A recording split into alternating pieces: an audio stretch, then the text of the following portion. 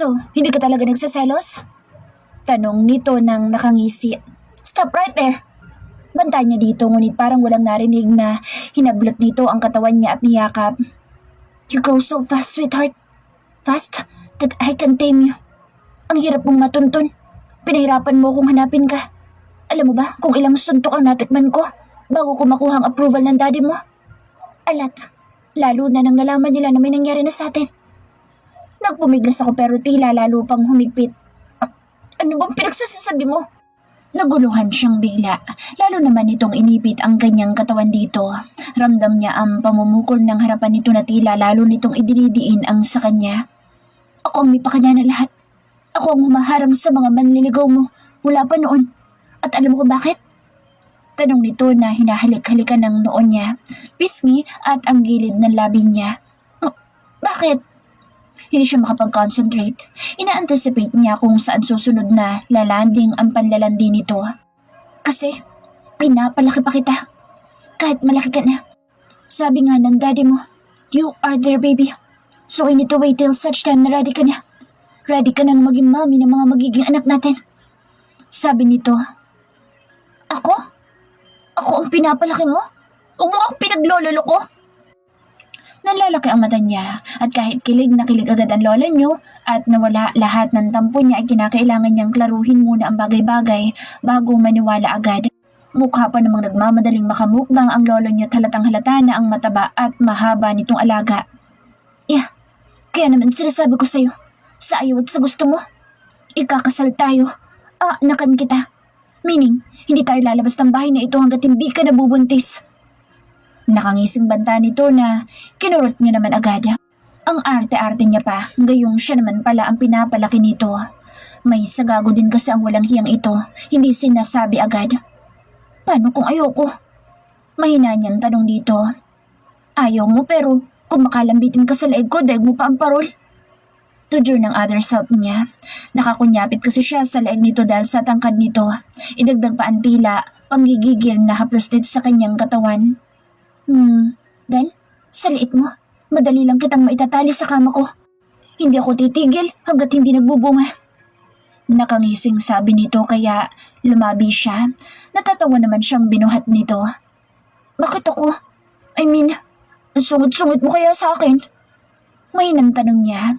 Bakit ba sa gusto niyang marinig ang mga pampakilig na words nito? Natunaw na siya. Wala na siyang palag dito. Namiss naman niya ito kaya bakit pa siya mag-iinarte pa? Hawan ko. That day na umuwi ka at pinakilala ka sa amin, I know right there na sa akin ka babagsak. Sabi nito na inakay siyang paupo sa sofa. Grabing self-confidence yan ha? Sa tingin mo maniniwala ko mahal mo ako? Nakasamangot niyang reklamo dito. May sinabi ba ako mahal kita? Kunot ang noo na tanong nito na ikinabatda niya. Parang gusto niyang pumalahon ng iyak. Wala nga itong nabanggit na pagmamahal. Sorry, pero ayoko magpakasal. Madiin niyang sabi dito at pilit na hinahawi ang kamay nito. Aalok-alok pa ang gago ng kasal, hindi naman pala siya ang mahal. Manigas ito, lalo niya itong iiwasan at tataguan. Pinilit niyang tumayo, nakangisi na nakayakap ito ng mahigpit. Don't you dare stand up, baby. Sinasabi ko sa'yo, nagsasawa na ako sa kakahabol-habol sa'yo. Banta nito. Pakalam ko kung nagsasawa ka na. Bahala ka sa buhay mo. Inis niyang sabi. Mabilis ang mga hakbang na lumayo siya dito ngunit mabilis ditong nahila ang kanyang kamay. Of course I love you! Jeez, Ella, tatanda na tayong masyado sa kakalayas-layas mo. Gusto ko nang bumuo tayo ng pamilya natin. Kaya wala nang pahinga ito. Double time na tayo. Naiiling na sabi nito. Leche ka, ang dami mo ng babae tapos gusto mo nang maikasal ako sa'yo. Pakasal ka mag-isa.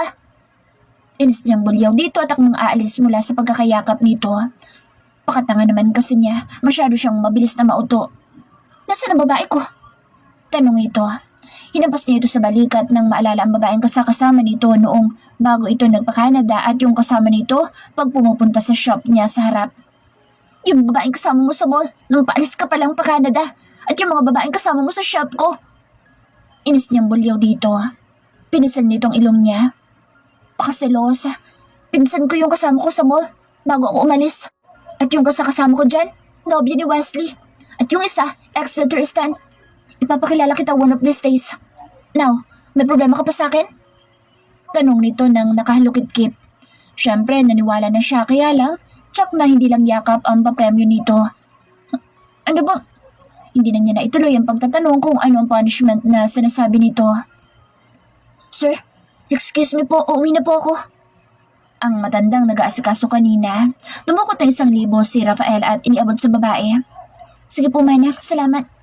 Salamat din po, sir. Ma'am, paalam nito. Lock the door, please. Bili nito. Tinanaw nila ang papalayong bulto ng matanda at hanggang marinig nila ang paglock ng pinto. Where are we? Sa first meeting. Right there, I talked to your brother and I got a challenge. He said I should ask your dad about you. Sabi nito, abala ang mga kamay sa paghaplos sa braso niya. Tapos, bakit hindi mo ko niligawan? Tanong niya. Wala na, finish na eh. Tunaw na siya, pero hindi naman pwedeng maniwala siya agad. Baka isipin nitong ang bilis-bilis niya lang na mauto. He told me to wait until such time na pwede na. I waited until pinagbalakan ako ng magulang ko na ipakasal. I had to talk to your brother about it and about you. Then he helped me to talk to my parents. Kaya hindi natuloy ang kasal ko. Paliwanag nito na hinawi ang mahaba niyang buhok. Hinapos nito ang kanyang punong hita na tila kinakabisado. Napaungol siya sa ginagawa nito. Nakadress pa naman siya, kaya lang abala ang kamay nito sa paglihis ng kanyang dress. Hinahaplos-haplos ang kanyang katawan. Rafael! Usal niya nang maramdaman ang paghila nito ng kanyang pang-ibaba. Rafael naman eh, kwento ka na. Sawata niya dito. And that day na sumunod kami sa liwaliw mo, I had a tip na you had a crush on me. So I follow you there. I gather all my strength not to take you. Especially when you let me get that leech on your private parts. I was so damn tempted, but I did control.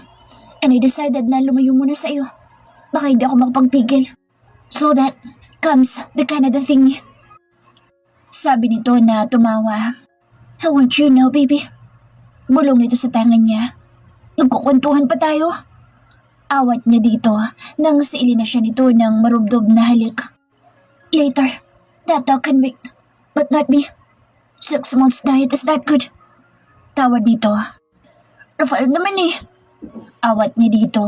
Pinapabuka ka kasi dito ang hita niya habang nakakandong siya dito ng paharap. No. Are you ready for your punishment? Tanong nito.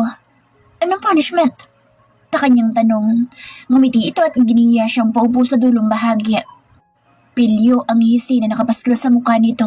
Ilang ulit siyang napaluno kasi alam niya nakakaiba ito sa experience niya, lalo at ito lang naman ang lalaki na napag-alayan niya ng kanyang sarili. Anong gagawin mo? Kinakabahan niyang tanong dito. I will take you now. Baka masakit yan. Mahina niyang tanong dito. Ngumisi naman ito sa kanya at tumitig sa kanyang kahubdan na pilit niyang tinatakpan ng kanyang kamay. Hurting you is not my thing, baby. Shall we? Tanong ito sa kanya. Dito? Nasa sala sila kaya naman ay baka uncomfortable. Yes, sagot dito. Bago pa man siya nakapag-react, ay yakap na siya dito ng mahigpit at hinuhuli na ang kanyang mga labi. Hoy, ano na yung kwento mo kanina? Pangulit niya dito. Kip-kip ang kumot sa dibdib niya matapos ang isang mainit na tagpo sa pagitan nilang dalawa. Mamaya ulit, igagapang natin ang panganay natin ngayong araw na ito. Pagbibiro nito na ikinapula ng mukha niya. Jeez, iniisip nito na gusto niya pa. Halos mamanhid na nga ang balakang niya sa 3 round pa lang. Yung kwento mong tinutukoy ko. Sabi niya. Yung kwento ba? Akala ko isa pa eh. Okay. Then, that night, I knew it was you. Sa amoy pa lang ng pabango mo. It's my gift for you. At ikaw lang binigyan ko noon. At mas lalo kong napatunayan na ikaw iyon lalo na nang makapako to. Sabay ka pa niya sa anunan niya sa kanyang hita. Kahit nakapikit ako, alam kong ikaw ang sinisipingan ko ng gabing iyon, Ella. I was shocked. I thought you were still a baby. Then you know how to make a baby already.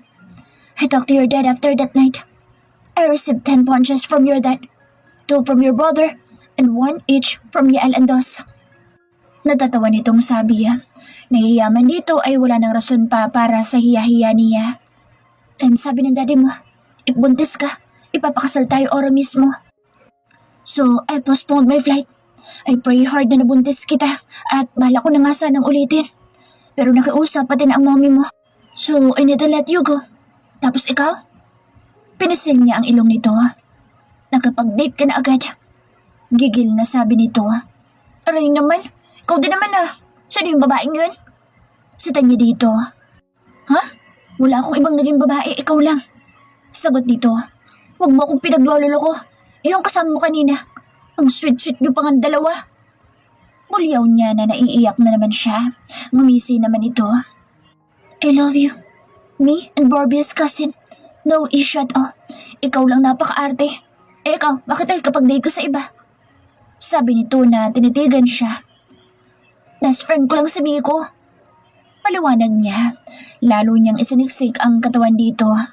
Good, dahil wala akong balak na maghintay na naman ng ilang taon. Sabi nito, bagong muling inangkin na naman ang malandi niyang katawan.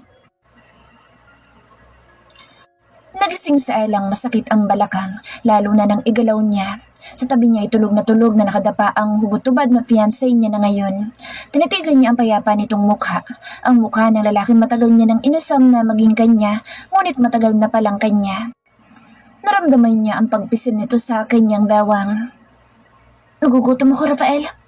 Sabi niya dito. Kumakalam na ang sikmura niya ngayon. Sa pagod na nadama matapos siyang paulit-ulit ditong angkinin ay nakatulog siya. Okay, let's go downstairs. Sabi nito na tumayo na. Kaya naman, all show ang alaga nitong buhay na naman. Napasunod ang mga mata niya sa gumagalaw-galaw na bagay sa pagitan ng mga hita nito. Mukhang ibang pagkain ang gusto mo. Gusto mo yata ang jumbo hotdog ko. Biro nito na ikinapula ng mukha niya. Che, tago mo nga yan. Ang laki-laki kaya. Paano mo yan pinagkasya sa akin? Sabi niya dito na tumawa naman ang lalaki. Secret, tara. Oh, one more round. Sabi nito nang nakangisi. Wala ka ba ipapahiram na maski shirt mo? Ang lamig kaya. Sabi niya dito. Kumuha naman ito na isang puting t-shirt at inakbayan siya. Nakaboxer lang ito at sando. Siya naman ay tanging t-shirt nito ang kanyang saplot. Tsak na hindi kakasya sa kanya ang shorts nito sa laking tao nito. May ginaang kahit papaano ay may t-shirt siyang suot kaysa ang wala. Kailan mo pala ako nahanap? Naisip niyang itanong iyon dito. Para siyang tatakbo sa pagkakaakbay nito kaya ang bagal ng lakad nilang dalawa. Last month, ang galing mo nga magtago eh. Biro nito. Nang mapadaan sila sa sala ay namula ang mukha niya nang tumambad ang nagkalat nilang saplot. Nang akmang pupulutin niya na ito ay naunahan siya nito. You really like red panties? Nakangising sabi nito bago inihagis ang panty niya sa laundry basket na malapit sa CR. Di naman. Nagkakataon lang na sa tuwing nag-aano tayo red ang suot ko. Sabi niya dito. But I like it more when you have no panties. Pilyong sabi nito. Baliw? Sabi niya. Inalalayan siya nitong maupo sa dining chair. Anong gusto mong kainin? Iluluto ko. Sabi nito. Marunong ka? Tanong niya dito. Ouch baby, ilang beses na kitang ipinagluto ng buttered shrimp. Itatanong mo pa kung marunong ako? Tila dismayadong sabi nito. Okay, sige. Buttered shrimp na lang. Sarapan mo ha? Sabi niya dito. Okay, buttered shrimp coming up. Sabi nito. Ngunit bago tumalikod ay isang malalim at maharot na halik muna ay ginawad nito. Pampagana. Sabi nito, sabay kindat. Turuan mo ko niyan. Sabi niya dito na nakatanghod sa ginagawa nitong paghihiwa ng sibuyas. Pagkasal na tayo, saka kita tuturuan. Sabi nito, napayo siya ng upo nang lumihis ang kanyang suot na shirt. Parang mabibinyagan maging ang kusina ko ah. Pilyong sabi nito. Lalo niyang isinara ang mga hita nang mapansin ang lagkit ng tingin nito sa kanyang hita. Nagugutom na ako. Sabi niya dito. I want some kiss baby. Medyo matigas pa naman ang shrimp. Sabi nito na naghugas ng kamay. Sus, Ginoo, mukhang matigas ang shrimp dito sa baba. Nang pinatay na nito ang gripo ay may ideya na siya, sabi na balak nito. Anong balak mo? Tanong niya nang buhatin siya nito at paupuin sa may countertop. Balak ko? Balak kong binyagan ang kitchen natin. I still want you baby. Sabi nito na hindi pa man maayos ang pagkakaupo niya ay pinabukaka na siya. Alam ba nila daddy na magkasama tayo? Tanong niya dito. Yes, Sinabi ko na ngang baka buntis ka na. Sabi pa nito. Balo, kagabi ka pa nga lang nakaano eh. Sabi niya dito. Ibinaba siya nito sa bowl. Lumapit ito sa bathtub at nilagyan ng oil at tinimpla ang tubig. Malay natin, di ba? Saka nakagiba na nga tayo ng sofa eh. Baka buo na yan. Sabi nito na ikinatawan niya. Sana pala hindi na siya naglayas. Di sana, yung gabi ng iyak niya ay naging mas gabi ng ungol sa sarap. Magtataka sa manang bukas kung bakit sira ang sofa. Nag-aalala niyang sabi dito. She will understand. Sinabi ko na mag-asawa tayo kaya hindi na magtataka iyon. Lalo't sinabi ko na ilang buwan na tayong hindi nagkasama. Sabi nito na binuhat siya papuntang bathtub. Kawawa naman yung sofa. Sabi niya dito. Mas kawawa ko. Ang tagal-tagal kong na-diet. Tsaka mahina ang tuhod ng sofa natin. Hindi kinayang uga natin kanina. Sabi nito. Ganun ba talaga pag mag-sex? Parang nakakalimot tayo? Tanong niya dito. Hinalikan siya nito sa noo. Yes, if we love each other, masarap ang lovemaking. It's not just sex, because it's not our body connection, but even our heart. Sabi nito na nakatitig sa kanya. Cheesy na explanation ha? Tudyo niya dito. Wanna try making love here, baby? Mapanuksong sabi nito. Umamatay na ako sa pagod, Rafael. Reklamo ni Ella na ikinatawa nito. Okay, mamaya naman. Anyway, o-order na lang tayo ng pagkain para mabilis. Sabi nito na tumayo na. Iniwan siya nito sa loob. Napatingala siya sa kisame. Di niya lubos maisip na ganito ang kahihinatnan ng araw niya. Oo, masakit sa katawan pero purong sarap ang kanyang nadarama sa piling ni Rafaela. Ramdam niya ang sinasabi nitong pagmamahal sa kanya na akala niya'y wala. Masaya siyang hindi siya nito sinukuan kahit na para siyang baliw sa kakalayas-layas. Nang magbalik ito'y umupo ito sa mismong tapat niya. Bakit? Kanyang tanong. Hinalikan siya nito sa gilid ng labi. Banlaw na tayo, baka dumating ng order natin. Sabi nito. Paano yan? Wala akong damit. Kagat labi niyang tanong dito. Stop biting your lips, baby. Baka makalimutan kong may delivery boy na darating. Natatawang sabi nito. So, ikaw na lang mag-receive. Sabi niya dito. No, may robo ko dyan. Yun ang gamitin mo. Sabi nito na kinuha mula sa cabinet na nasa likod nito. Kulay itim yun at medyo mahaba naman. Inalalayan siya nito. Bukas, uuwi muna ako sa bahay. Wala naman akong panta at damit dito. No, I already ordered your things. Yeah, we'll bring your things here. Ayoko nang matulog nang hindi ka katabi. Sabi nito na inakbayan siya. Nakabalot ng tuwalya ang kanyang ulo. Wala ka na talagang balak na patakasin ako. Biro niya dito. Yes, dahil pag tumakas ka pa, ikakadana na kita sa kama ko. Kung kinakailangan na pagurin kita oras-oras para wala ka ng lakas na lumayas-layas. Sabi nito. Hinanap nito ang blower at ito na nag-blower ng kanyang buhok. Bawal kaya yun? Nakalabing sabi niya dito. Bawal kung alam ng iba. I will use all my money just to find you, baby. Bulong nito.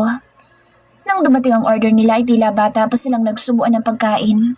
Masayang-masaya siya sa piling nito na tila ayaw ninyang matapos pa. At kung panaginip man na lahat, ayaw ninyang magising pa mula sa pagkakatulog. Naiiya siyang tumawid papunta sa kanyang shop lalo na makitang nakatingin sa gawin nilang dalawa ni Rafael ang tatlo niyang tao. Nakahawak sa kanyang kamay ang lalaking haliparot na tinanghali sila ng gising dahil sa kalandian nito.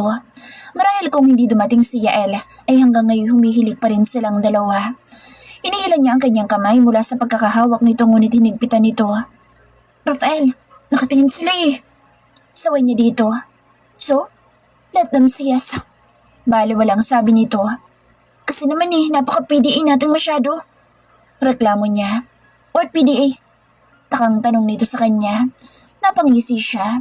Masyado na nga siyang matanda na maski ang PDA ay hindi alam. Matanda ka na nga, love. PDA lang hindi mo pa alam? Public display of affection ang ibig sabihin noon. Sabi niya, I don't care about being PDA. As long as I know you were mine. Sabi nito na lalong ipinagdikit ang mga braso nilang dalawa.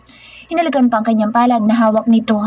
Pasaway din itong gurang na ito pero deep inside ay sobrang saya niya. Umaapaw ang kilig na kanyang nadarama lalo na ng tila proud ito na kasama siya. Kung dati puro takot ang kanyang nadarama, ngayon ay saya na lang at pananabik na muli silang mapag-isa. Ang isa pa sa nagpapasaya sa kanya ay ang kaalaman na ilang buwan na lang ay maaari na silang ikasal. Magiging legal na ang kanilang mga nakaw na pagsisiping. Wala nang rason para maglayas-layas siya. Sana lang ay mabuntis siya agad. Oras na maikasal sila para mas maging masaya na silang dalawa. Nang makarating sila sa shop ay halata ang panunod sa mga tingin ng tatlo. Sabi ni Gwyneth na nakatitig sa kamay nilang magkahugpong. Guys, meet my fiancé, Rafael. Pakilala niya sa kasama niyang tila kinikilig sa ginawa niyang pagpapakilala. Napilit siya nitong tawagin itong Love kanina habang inaangkin siya nito. Pero nahihiya siyang tawagin itong Love sa harap ng mga trabahador niya, lalo at kaibigan na din niya ang mga ito. Maganda ang ngiti ni Ma'am Ella dahil sa'yo, sir. Nice to meet you po. Krisa nga po pala. Pakilala ng isa na kilig. Saan niyo po, sir? Kaya pala matindi yung selos ni Ma'am nung nakaraan. Fiancé pala. Ay, sabi ko na may something sa galit ni Ma'am eh. Panunokso ni Sonia, hindi niya na lang ito pinatulan. Nakatangod sa kanya ang lalaki. Magkasama silang nag-lunch sa bahay nito dahil dumating si Manang. Nag-order ito ng bagong sofa set kaya ang luma ay pinagpahinga na. Napagod masyado sa kanilang yugyugan nung isang araw. Uwi mo na ako ha, kayo na bahala dito. Bilin niya sa tatlo. Nahiya kasi siya sa pinagagagawa ng kanyang fiancé. Tila gigil na gigil samantalang halos hindi siya nito pinatulog kagabi sa kakaangkin nila sa isa't isa. Kami na pong bahala. Sagot naman ng mga ito. Nasa labas na ng shop sa Rafael at mukhang kanina pa hinihintay na umuwi sila. Malamang ay may binabalak na naman ang lalaki. 2:00 pa lang ng hapon at mainit ang ulo nito matapos na dumating ang laging nagpapalipad hangin sa kanyang professor. Lalo na nang tuksuhin sila ng mga kasama nitong mga kapwa nagtuturo sa universidad na kalapit. Nagpakilala na itong asawa nang hindi nakatiis. Flashback. Kumpleto na naman ang araw ni Sir Rowan nito. Nakita na naman ang kanyang sinta. Dinig niyang biro na isang babaeng teacher. Malamang ay ang madalas na tumambay na naman ang customer nila. Anong order niyo po? Dinig niyang sabi ni Krisa. Alanganin ang ngiti nito lalo na nang mapasulyap kay Rafael na kunot na ang noo. Isang mocha crepe nga po at 2 black velvet. Tsaka number daw ni ma'am. Birong sabi nito na nakatingin sa kanya. Alanganin siyang lumingon kay Rafael na nasa labas lang. Nakita niya ang pagtayo nito at ang pagpasok nito sa shop. Lumapit ito sa kanya. Baby, tumawag si Dad. Uwi daw muna tayo. Sabi nito na mas malakas sa karaniwan. Tila nagulat din ang mga tao sa paligid nila sa sinabi nito. Daddy mo? O daddy ko? Tanong niya. Daddy ko, tara na. Sabi nito na tinulungan siyang magligpit. Asawa niyo po? Hindi na yata nakatiis ang isa at nagtanong na. Opo ma'am, asawa ko po. Sabi niya. Alam niya naman na yun ang hinihintay na lalaking mahilig sa mukbang. Baka pag tumagal pa ang tuksuhan ay hindi lang vibrator ang matikman niya mamaya. Nakailang round din naman sila kaninang madaling araw na halos mamanhid na ang mga balakang niya lalo at matagalang bukaka ang ginawa niya. Ay, sorry po sir. Akala po namin single si mami. Hingi nito ng paumanhin. Ang lalaki masungit naman ay tumangulang pero alam niyang malalagot siya nito mamaya. Ayos lang po. Hindi niyo naman po alam na may asawa na ako. Nakangiting sabi niya dito. Ouch, sayang Sir Rowan. Dinig nilang sabi ng isa na kasama ng mga ito. Wala pa namang sing-sing sir. Pwede pong maagaw yan. Dinig nilang tudyo ng isa. Mahina lang naman ang pagkakasabi ngunit nadinig nila lalo na ng lalaking kaakbay.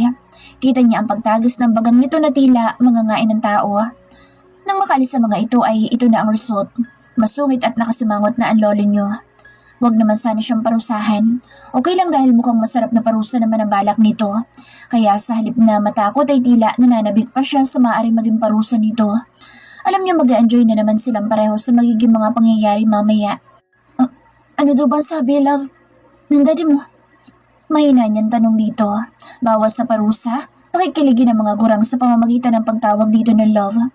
Nakita niya pagsilay ng ngiti sa mga labi nito ngunit batid niyang hindi pa rin mapipigil ang parusa niya mamaya. Ang sabi niya, honeymoon daw natin baby kaya babad sa kama daw tayo at may parusa ka daw. Bulong nito.